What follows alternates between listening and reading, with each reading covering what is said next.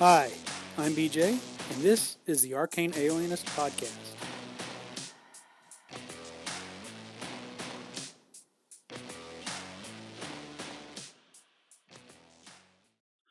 Hey, everybody, back with some more Black Hack solo play. Welcome to the Arcane Alienist, by the way. I hope you're doing okay out there. So I don't have any calls. Something weird happened. I started, I set up my YouTube channel for, I'm still doing this. This goes up on Spotify, and then it automatically also kind of ports over to the YouTube channel. And I'd gotten to where I was getting about an equal number of views or listens on both platforms. And then last week's episode has had one YouTube view, and I can't honestly say if that wasn't me clicking over just to make sure it posted. So I don't know what happened. I mean, I got the typical number of people listening to the podcast, but the YouTube. It's been a while since one has only had one views. Here we are a week later and only one view. But I don't know what's going on. If you have any insights into that, maybe give me a call, drop me a message, and see if you can tell me what's going on.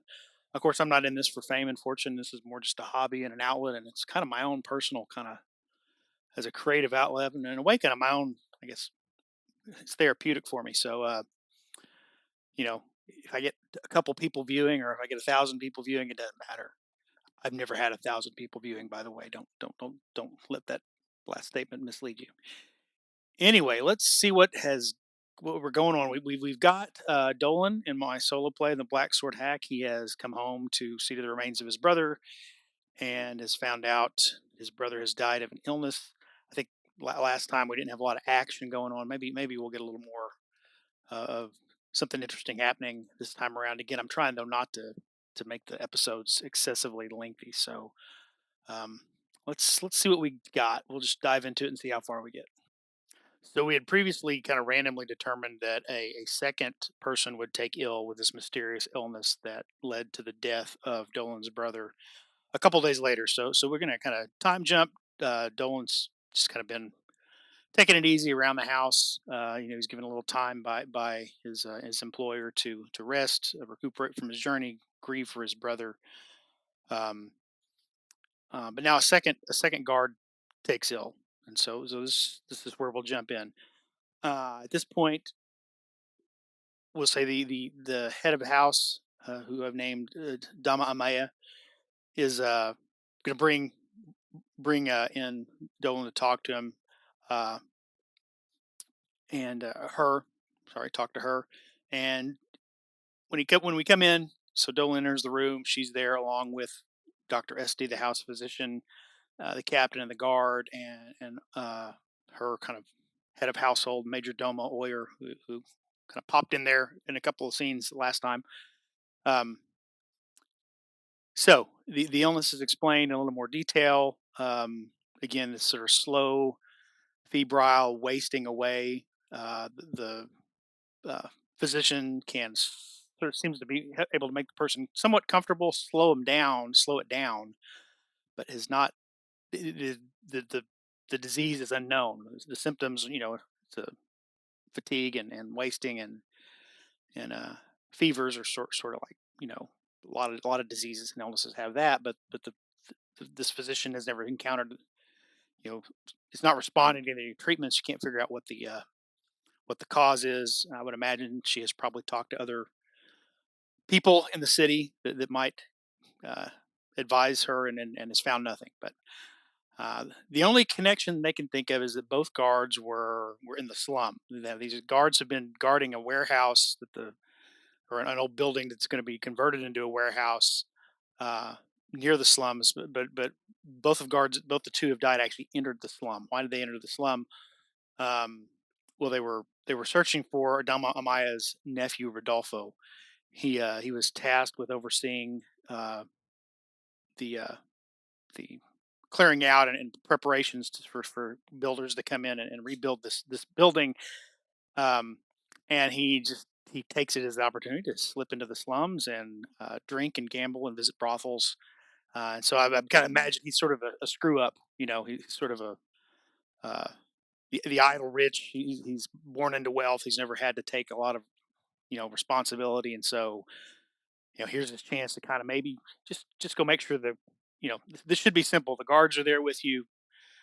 Just show some initiative. Show some. Show you can at least do something. And what does he do? He runs off into the slums to get into some mischief. Um, and so maybe Dolan can find out. His brother and this other guy who took ill. They're guards. They're big. They're tough guys. They they probably just walk around sticking out like a sore thumb, asking questions, just obvious. Maybe Dolan, who's better at being a little more, he's not dexterous. He's not sneaky like hiding in shadows and like a rogue or thief in fantasy fiction. But he's got some charisma and some intelligence. He's good at maybe blending in terms of just you know dressing down, not making a scene of himself. More of a again kind of charisma and a mental approach to that as opposed to just hiding in the shadows. So maybe he could go down and uh find the nephew and also get a sense of maybe what's going on. He's known as being kind of clever and a problem solver. So maybe he'll see something that the guards have missed. Um, of course, here's the threat of, well, if they went down there and got sick, how is he going to go down there and get sick? Um, you know that's again, sometimes you got to put yourself in harm's way when the boss asks. I guess when you're on the house payroll, right? Maybe I'll figure that out as I write the narrative part of this. So, will the house provide me with some weapons? Dolan is not a fighter. Now he's going in alone to a rough part of town. The oracle says they will. So he's able to secure some light armor and a sword and some darts. I wanted to give him some darts because he has created in his downtime um, some uh,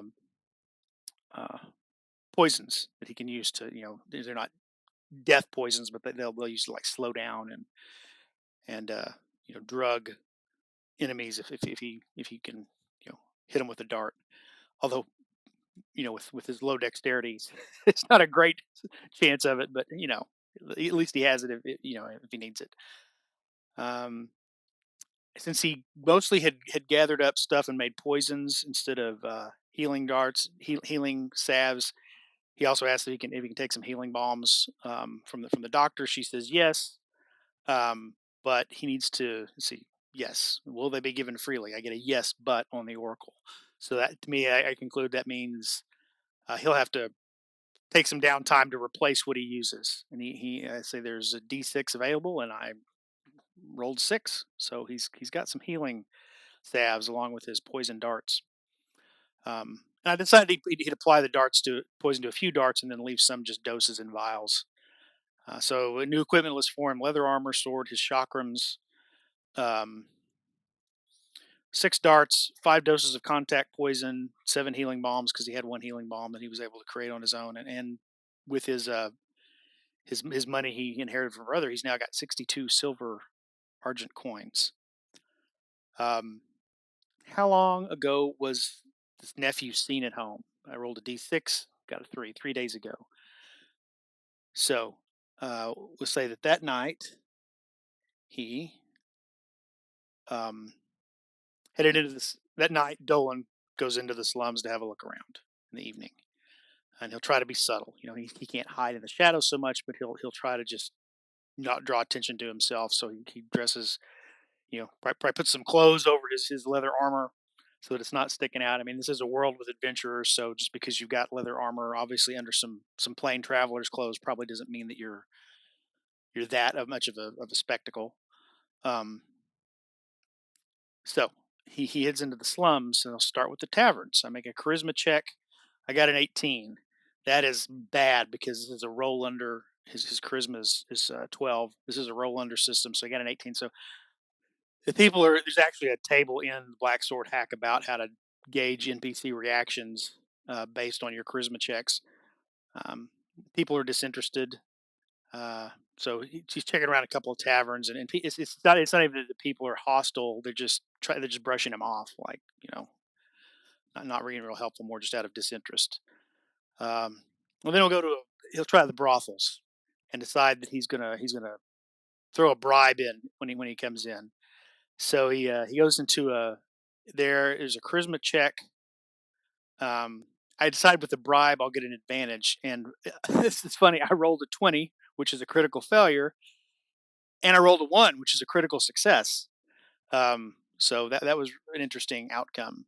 So for I rolled d6, and for 4 coins, the advantage works, and he's able to quickly locate the place that this guy frequents. This is brothel that this nephew frequents, but and they are helpful. So I'm going to the oracle to ask some questions. Is he here? No. I get a hell no. So there must be a good reason he's not here. Uh, and I think maybe logically what that means is maybe he showed up, but he was not well behaved, and so they ran him out and told him not to come back. Why might that be? Well, sticking with the theme of the adventure so far. Oh, well, several of the women who work here have taken ill, including the one that he prefers to see, maybe the ones he likes the best, and he's complaining over not seeing anyone that he would like to. Maybe he was also a little bit drunk already, and so they told him to leave, and then he muttered something about going to a gambling house as he stomped off. So I head to a gambling house, and after looking around, I see him. An oracle here. This to me felt like a place to just have a logical conclusion to keep the story moving forward. He goes to the nearest gambling house and look around and see him engaged. And wonder what kind of games sort of fit the theme of this world as it's emerging. Playing cards didn't seem like it would fit. Um, it is a gambling den, so something like chess or check.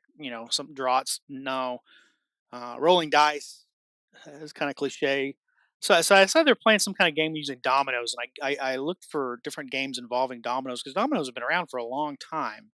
And there are some from China, some domino games that are used as a basis for gambling. So he's playing this sort of game of dominoes. So I Dolen say, well, he'll look for the host, tell him he has a message for this young gentleman, but he doesn't want to cause a scene, disrupt anything, interrupt with business. Would you be able to just convey to him that I'd like to speak with him outside and give him his message when it's convenient? Another failed charisma check though. Charisma check 17. He's unhelpful. So probably the guy's like, man, I'm too busy for this. Go talk to him yourself. I've got stuff to do.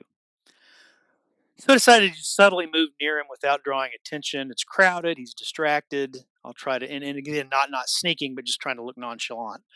And maybe walk up and watch, and then try to enter the game if there's an open seat, but not trying to not look like I'm fixated on the game or do anything. Um, you know, not get caught at that. But again, I read a little high, 15, which is a failure. So they see that I'm fixed on the game. So I think, does he recognize me? I would think probably he's uh he's never paid much attention to the family business or to the employees, but he could still recognize me. Got a result of hell no. What I did is I didn't roll the d6. I rolled 2d6.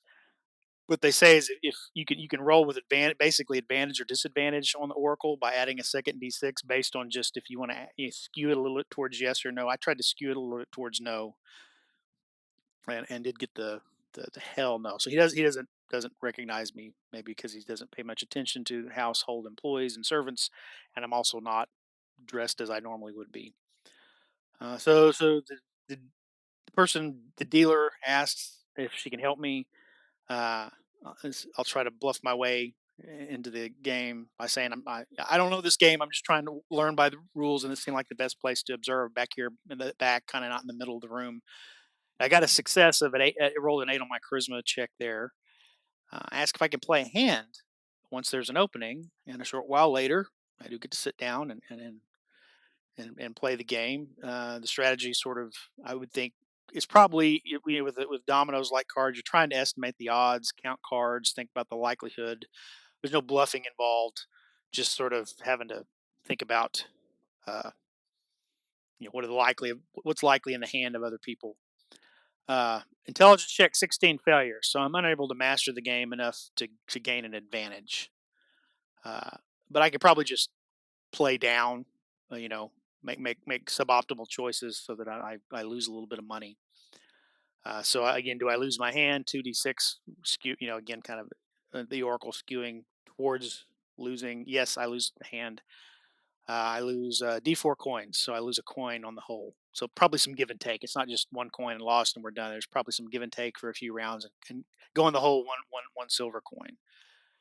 So I'm going to compliment the nephew on his skill and offer to buy him a drink. Charisma check 7, success. Okay, so we're up and moving to stretch our legs. I whisper to him that I'm a courier from the house, was sent to find him. I'm not going to drag him back. I just want to go back and tell his aunt that he's safe, he's alive.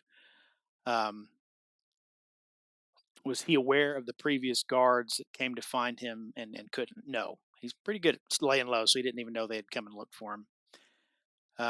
Was he was had my brother ever uh, found him? No. So the first guard, this one who's sick, he wasn't aware of that. My brother had never located him, so he had talked to my brother before my brother died. Kind of convinced him to come back, tonight or at least first thing in the morning. 18 on my charisma, which is a failure. He will not. Okay, so out of courtesy, has he? Could he tell me? Has he noticed all the people down here getting sick? Yes, he has. Back, the ladies he wanted to visit earlier in the evening were unavailable because they were sick. And with that hell yes response, I think he's probably going to spout a little, maybe some opinions. He says, this is a filthy place. It's a slum. I don't eat the food. I'm pretty picky about who I spend my time with, including when he visits the brothels. I'm not as dumb as people think I am. I'm reasonably careful. Uh, do do I make the the connection of what may be happening here? Intelligence check 3, so that's a yes. So what's happening here? I think Dolan has figured out. Okay, this guy's careful. He's kind of as best you can be in these situations, mindful of hygiene and cleanliness, and you know perhaps the guards did something and he got exposed to something, whereas this guy who's a little more cautious about what he's doing uh, didn't. So the other question is, has any of my activity caught the attention of the thieves guild? I've been around town asking for this guy. You know, I've tried to be subtle. Maybe the average person doesn't, but I figure the thieves guild is active in this area, and I've had an encounter with him once already. But no, the oracle says no. So Dolan wouldn't know that. Probably isn't maybe even thinking about that. That's me, BJ, is the game master side of me having to ask that question to kind of keep track of what may be going on in the background. So the next day, I report my findings. He would, I tell that he wouldn't come back. I did give some details about his habits that she can use that as she sees fit. And then I want to talk to this ill guard. Um, I'm thinking he drank the water. But remember, back what's going on that Dolan has not uncovered yet is the water source in this part of the slums has been tainted. Um, so I got to, I asked the guard, did you eat anything? Yes, but okay. So I figure he had something to eat. Did he visit a brothel? Hell no, he didn't. Wouldn't do that. No, I don't do that kind of stuff. So all right. But he did get something to eat while he was down there. So he probably tells me he went in the middle of the day. He couldn't locate this nephew character. He spent enough time that he needed to break. He bought some food at a tavern. He had a sort of water skin. He refilled at the public fountain. Um, and never drink on duty, so he got some water from the fountain. Um, so I'll go back. I'll say, I'll go back. This is the next day, kind of early in the day. Go back to the tavern and chat up the tavern keeper and to see if he's friendly. Another failed charisma check. I'm going to call on Doom, which is I can convert a failure to success by spending Doom, which automatically downgrades my Doom die from a D6 to a D4. I note that I tell the guys, there's an illness going around. Has it affected your business or your household? Yes. So his daughter is taken ill. Has it affected business? Yes. Regulars are getting ill. Some have died. Business has slowed. I'm not sure. I can't afford the services of a physician or a healer. Uh, you know, I I hope maybe she can last until business picks up, or I can make a little more money to pay for this, and I can scrape up some additional coins. So I ask him, what when someone When someone passes here, what happens? Where do they bury him, or who takes care of the body? He said there are paupers' graves. There's a mortician's guild. I think a mortician would collect them. Everything in this kind of city is run by a guild, so there must be some sort of guild that does that. And so I decide that I'm going to visit the morgue and maybe ask the morticians if they're noticing anything going on with why people are getting sick. I think that is probably a place to start. Stop. I do have a pretty interesting interaction with the mortician, but we'll lead off with that because that what gets us into the last, I think, part of this adventure. So we'll stop there and get into the narrative storytelling part of this. So here we go.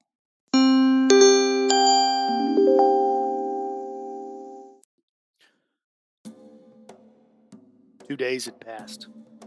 In the afternoon, Dolen was at last summoned before the head of House Fuyando. He found her seated in her parlor along with Dr. Este. Boyer, her major domo, stood attentively to one side of the room. Dolan entered the room, approached the Dama, stopping a few feet before her. He lowered his head respectfully. Dama. Please sit, Dolan, the lady said. Amaya was a plump woman of some 50 years. It would be hard to guess her age by her appearance. Only the slightest bits of silver had crept into her auburn hair. But when she spoke, her natural authority that belied her years of experience as a leader among the merchant nobles of the free cities was apparent. Like Dr. Este, she maintained the placid demeanor typical of her social class, but her eyes were still somehow expressive. Dolan sat on a cushioned chair as requested. I'm sorry for the loss of Lathan, she said. He served the family honorably. He was a good man. I always felt safe with him nearby. Thank you, Dolan replied. Thank you for allowing me time to mourn before making my report. Dr. Este has already told me the outcome of your journey to the city of sages, she said. My apologies, Dama, said Dolan. I tried, but couldn't find any way to deliver your message. He produced the sealed scroll and held it up. Hoyer glided up, took it from his hand, and passed it to Amaya before whisking back to his place at the side of the room.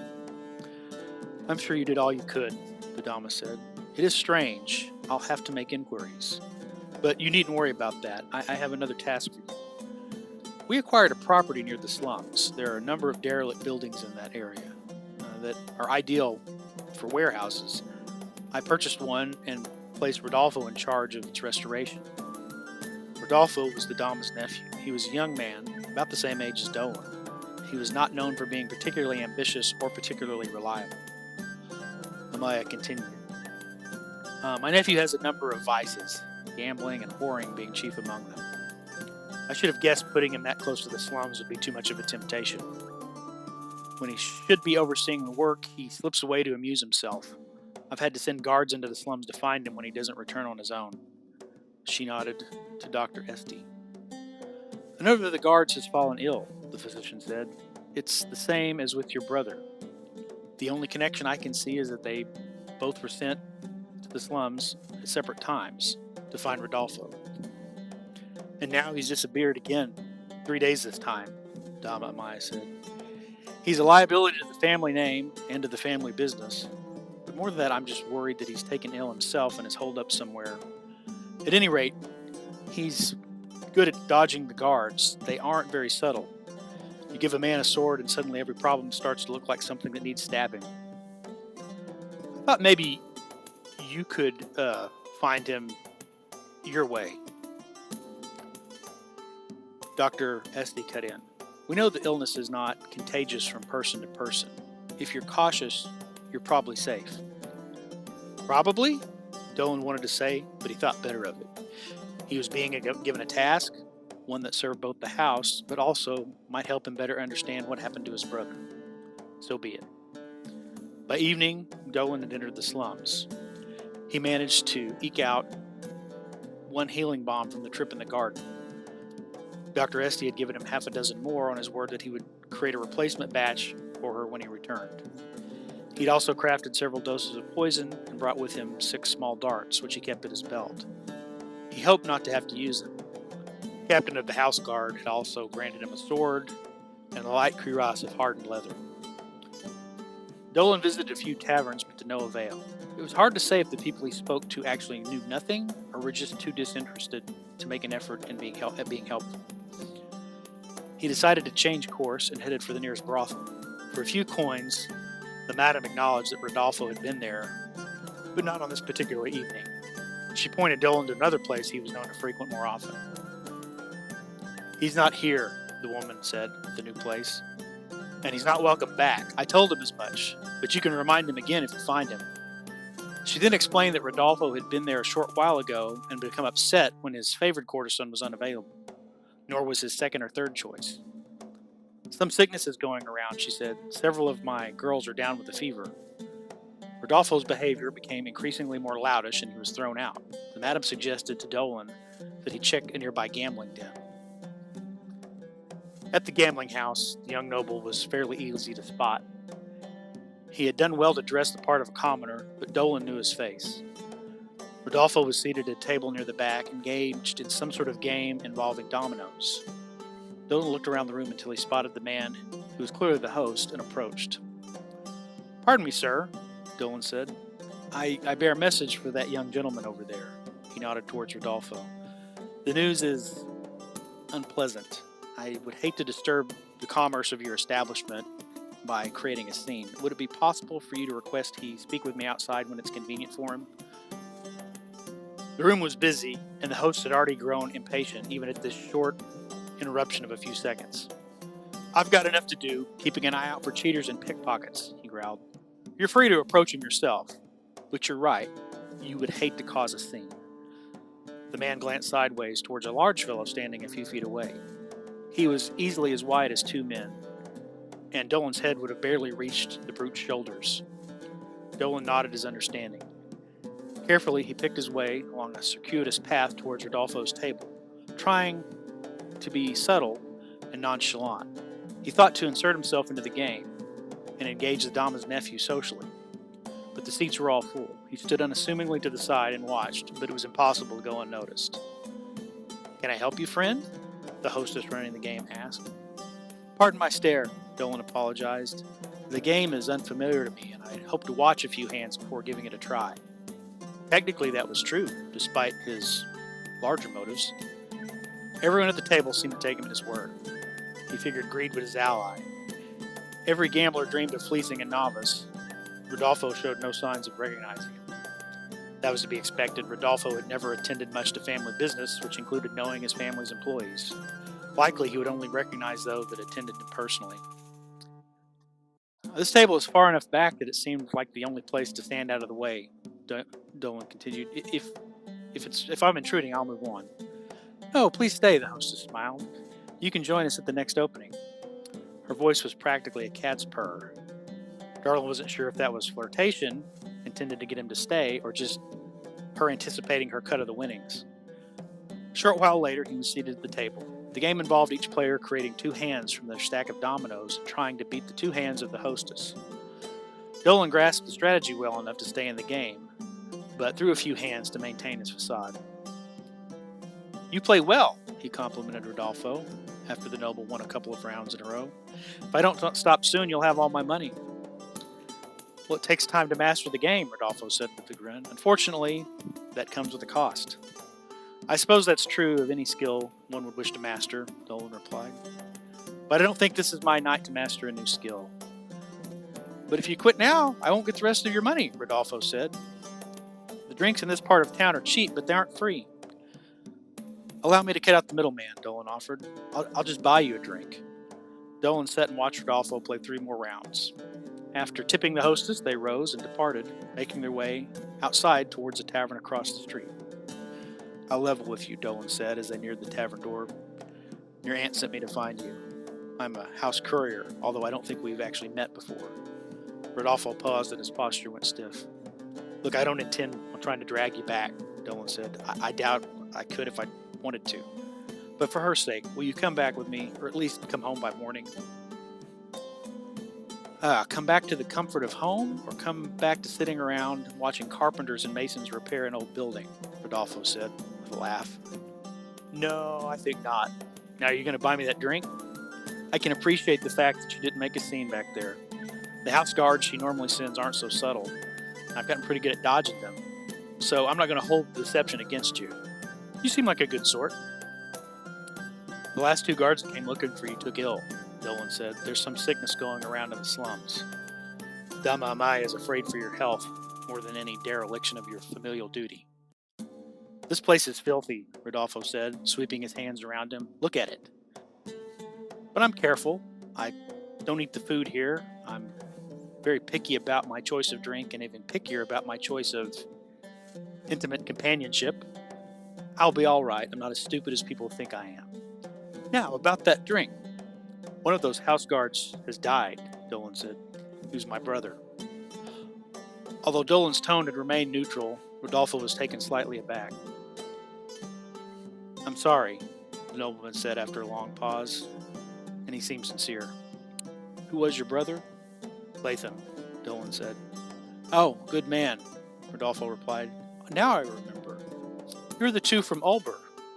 Your accent has all but faded, but his never did. Come on, let me buy you a drink instead, and we'll drink in his honor. Dolan had done plenty of drinking in his brother's honor the night he made port, but he conceded to one drink. For better or worse, he might be looking at the man that will one day pay his salary. And Rodolfo clearly was someone who expected to get his way. Besides, there seemed to be more substance to the nobleman than he'd originally given credit for. Dolan reported his findings to Oyer shortly after he awoke the next morning. He found the major domo in the kitchen, inspecting the morning's breakfast. He was one of the few members of the household that could linger about in the cook's domain without risking bodily harm.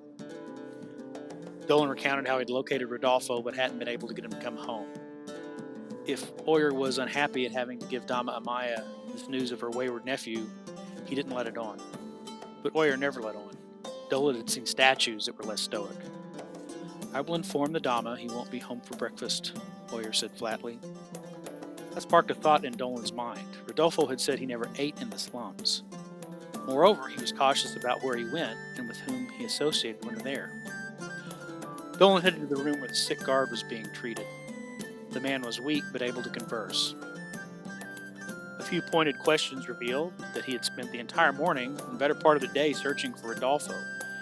He had bought a fish cake from a street vendor and eaten standing beside the public fountain while surveilling the passers-by in hopes of seeing the young nobleman. Did you visit any brothels? Dolan asked. I checked them all, the guard replied. No, Dolan clarified. Did you visit any brothels? Absolutely not. The guard, weakened as he was, mustered enough energy to be incensed. But Dolan had to ask. Dolan made his apologies for the insult and let the man to rest. He retrieved his gear and departed again for the slums, returning to the first tavern he had visited the night before. Having no reason to keep a low profile this time, he introduced himself to the tavern keeper as a representative of House Villando and explained that two of their guards had taken ill visiting the area, and he'd been sent by the house physician to see if anyone knew what this illness was that was spreading around. Lots of people have been getting sick, the man said. Some have even died. Has it affected your business? Dolan asked. Unfortunately, the tavern keeper said. Several of my regular patrons haven't been in a while. Worse, my own daughter's caught whatever it is, and if business don't pick up, I won't be able to afford the physician's fee. I hope she can hold out long enough for me to scrape up some extra coin. Dolan felt for the man. He had left most of his own silver behind, or he might have offered to help pay. Then again, if there was no cure, it might be pointless. What happens down here when someone dies? Dolan asked. Well, if the family can't see to the burial, if there even is a family, the Morticians Guild comes around and sees to their burial in a pauper's grave. I'm sorry about your daughter, Dolan said sympathetically. If I learn of anything that could be of help, I'll return. He put half the coin that he did have, 5 silver argents, on the counter and departed the slums, headed for the mortuary. Okay, that's it. I hope you enjoyed that. I think we're about to hit the end of the adventure here as we come back and we'll see what happens in the mortuary and what happens after the visit to the mortuary. But we're almost to the end of this first adventure. Uh, Give me a call. There's a link in the episode description to SpeakPipe, my SpeakPipe account, if you want to leave me a voicemail. If you're on the Audio Dungeon Discord, you can always send me a message there. I've got an email address. You can send me an email, either a written email or attach a audio file to the email. But I'd love to hear from you guys out there, what you think so far. Um, and otherwise, uh, it is the day after Valentine's Day when I'm putting this up. So I hope you had a happy Valentine's Day. And in the spirit of not, I guess, romantic love, but universal brotherly love, wherever you are out there, take care of yourself, and today try to make someone happy.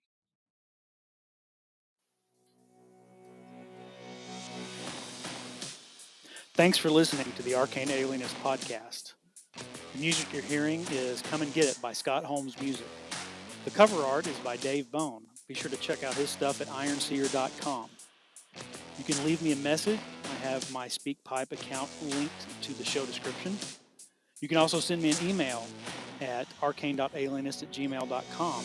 Just embed a voice memo, or I'll just read the text to your email during a future episode. Once again, thanks so much for listening.